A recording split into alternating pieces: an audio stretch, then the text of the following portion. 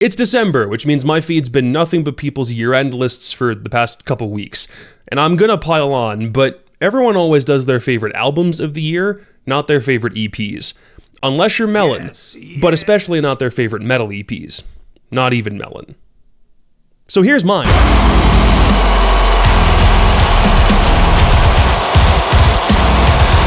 I got invested in a lot of EPs from all over the heavy spectrum this year, probably more in one single year than I can remember. And in a year where we got bands on national and international television more than once, and a goddamn Linkin Park comeback, I think the EPs are going to be one of the more underappreciated parts of what's been a really solid trip around the metal sun this year. So here's my top 5. Honorable mentions in no particular order go to Merc by Ghost Iris, Mirror's Edge by Northlane, Love Hate by Alienist, The Sound of Suffering by Aphasia, The Path by Silosis, The Descent by the Thousands, and the debut EP from Unpeople. So even in the honorable mentions list, it's a pretty diverse range, and what I narrowed down to just a top 5 is just as all over the place.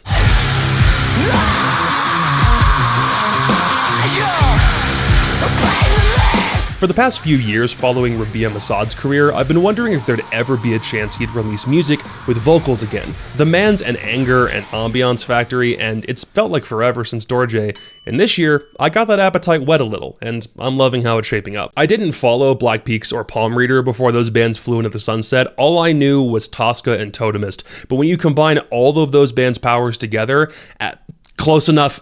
Welcome back, Arcane Roots. There's just something about heavily ambient prog post-hardcore that just lives in the UK, and that's territory all of these guys are intimately familiar with. And that is what Apricity is chock full of. Riffs with a ton of fuzz, leads run through about a dozen effects pedals, and a vocal performance from Josh that just transports you places, all on a bed of drums that sound both frantic and distant at the same time. Valor possesses enough musical acumen, I didn't have any doubts their debut would do anything but slap, and it does. But for as perfectly crafted as this experience sounds, it also still kind of feels like a band still figuring themselves out. And I know that because I know what Rabia is capable of as a songwriter, and not as much of that bled into this EP as I thought might. But Apricity does feel like a pretty sharp statement to open on. I think Shroud kicks ass, Eyes of a Nihilist is really good, and I appreciate how they're already pretty heavily DIY, and somehow in just their first year, they already did some headline shows. Like, I thought their first EP was great, and I'm even more interested in what their future brings.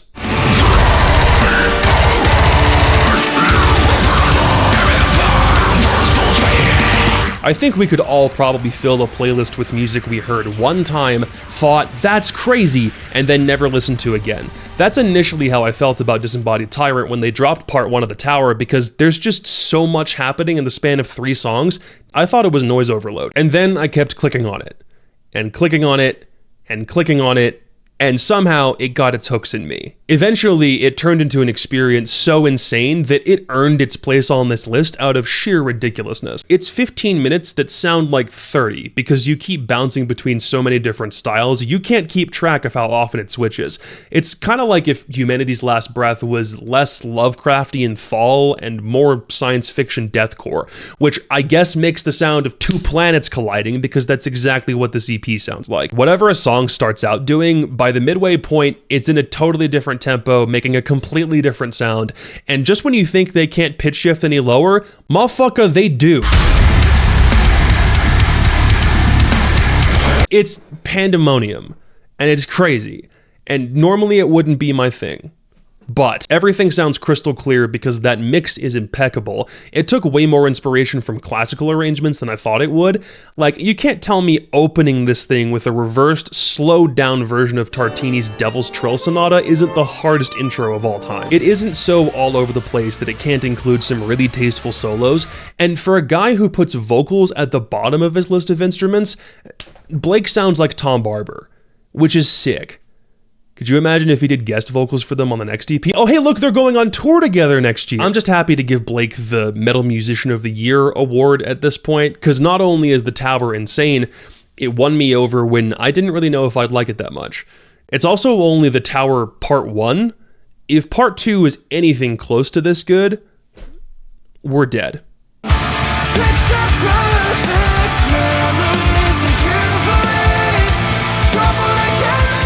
Ollie Steele went from dropping a fun track every year or so to dropping an EP that has me worried we're not going to hear from him again until 2027. He's now worked ahead on his Song of the Year quota, and he might disappear again. Ollie, why do you keep leaving? I need more of you in my life! Imbalance was one of the nicest surprises of the year, for me. Not just because I like Ollie's riff style, but let me read you this personnel list. Adam Benjamin, Jacob Umansky, Anoop Sastry, Mike Kalajian, Nolly.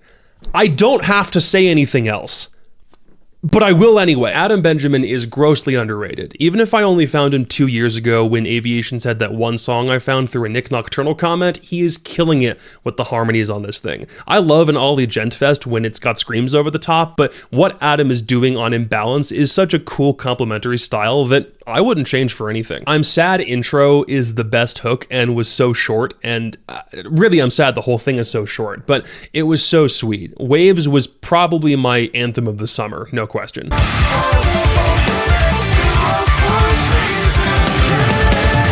Ollie is one of those dudes who will put out a plugin demo track I'll be thinking about for weeks, so I always love it when he puts out new stuff.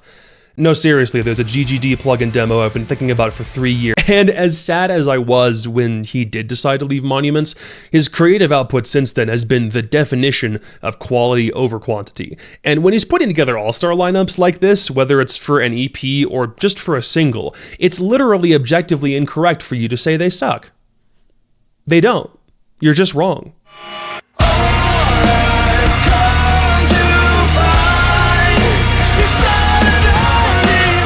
I wonder if someone once told Greyhaven their music didn't sound like anything else, and they took that deadly seriously or something. There is a world of heavy music that can sound very derivative unto itself, and then there's Greyhaven, and Stereo Grief is just them doing more of the same that I haven't seen anybody else touch yet. I don't know how you come up with shit like this, but I kind of don't want to know so we can preserve the magic. Like, how do you come up with swagged out riffs, unnerving chords, and desperate vocals and have all of it come together and be this cohesive for this many songs? Like, I don't get it. It's like Southern fried, unsettling, flavor-packed chaos core that can go from frenzied to fuzzy in one smooth transition. I don't think there's a closer guitar body double for Jordan Buckley than Nick Spencer. I nominated him for Best Guitar Performance of 2024 on the Metalcore subreddit for The Welcome Party, and nobody agreed with me because everybody else is wrong. And it's not just The Welcome Party. All of Stereo Grief feels like it picked up right where This Bright and Beautiful World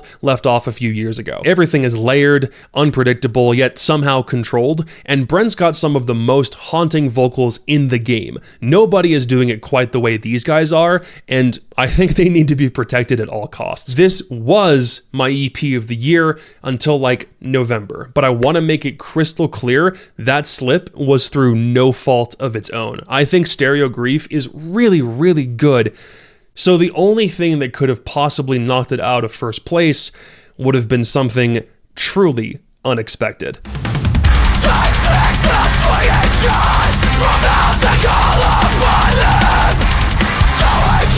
I can't tell you how refreshing it was. This was a surprise drop. No slow single bleed, no long ass build up, just 16 minutes of fucking shit up immediately. The fact that it was Counterparts doing a surprise drop with their angriest stuff yet just gave it additional whiplash, and nothing elicited quite the same reaction that Heaven Let Them Die did for me this year. I did yap about this a lot back when it first came out. You're welcome to watch that if you want, but that was only after it had been out for like a week. Now it's been a month and a half, and I've only grown to appreciate it more, primarily because it feels like a perversion of the Counterparts formula we've all got accustomed to. It's not riffs built on the structure of a melody with an emotional lead passage that occasionally has clean vocals.